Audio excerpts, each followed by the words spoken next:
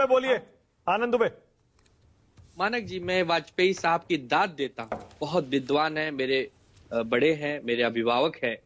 लेकिन क्या भारतीय जनता पार्टी के प्रेम में बह के कोई क्या कह सकता है, इसका जीता जागता उदाहरण आज मैं सुन रहा हूँ।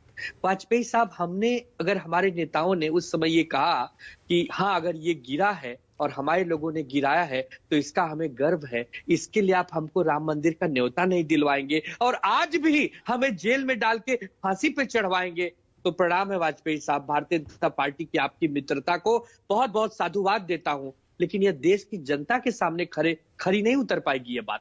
ये कौन सा तर्क हो गया कि उस समय ये घटना घटी तो आपको आज नहीं बुलाएंगे, तो फिर आपके सारे लोग कहां चले गए? सुंदर सिंह भंडारी जी का स्टेटमेंट कहां चला गया, जिन्होंने कहा कि भाई हमारा कोई लेना देना नहीं इस आंदोलन से, हमारे लोग नहीं थे, अगर होंगे तो शिव सैनिक रहे होंगे, जाकर उनसे बात करिए।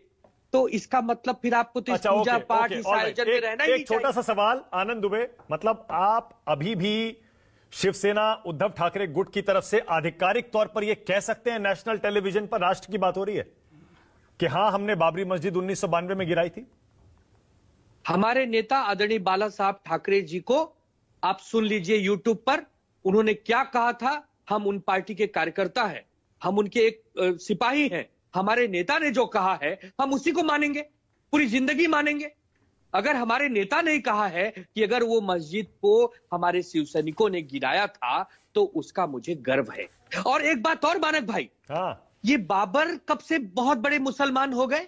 हमारे देश के मुसलमान तो एपीजे अब्दुल कलाम जी को मानते हैं। हमारे देश के मुसलमान छत्रपति, एक मिनट, हमारे देश के मुसलमान, हमारे देश के मुसलमान, शिवसेना उद्धव ठाकरे गुट और बीजेपी की भाषा कितनी मिलती जुलती है? एक मिनट, हमारे देश के मुसलमान छत्रपति, हमारे देश के मुसलमान छत्रपति शिवाजी महाराज को मानते हैं। हमारे देश के मुसलमान आपसी समरसता को मानते हैं। हमारे देश के मुसलमान राम भगवान में भी आस्था रखते हैं। आनंद दुबे, 1 सेकंड, एक सेकंड।